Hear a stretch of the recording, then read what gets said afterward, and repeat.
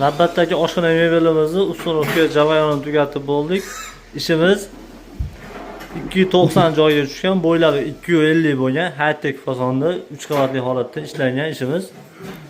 Xo'p, chekkasida Moki komplet original yaxshidan qo'yib berganmiz.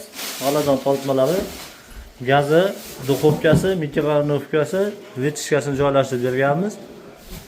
Tepa korpuslarida poni etajerga polka holatda ishlangan ishimiz. Orqa fartuylarini granit holatda joylashtirib berdik. Tepa high-techlari ham 60 cm chuqurlikda ishlangan. Ishlari juda keng holatda ishlandi. Ishimizni Sharxonda Yakatut mahallasiga ustunovka qilib berdik. Ko'rinish holati. Kimga shunaqa xizmatlarimiz kerak bo'lsa, bemalol aloqaga chiqasizlar. Telefon nomerimizni shu video ostiga yozib qoldirib qo'yamiz.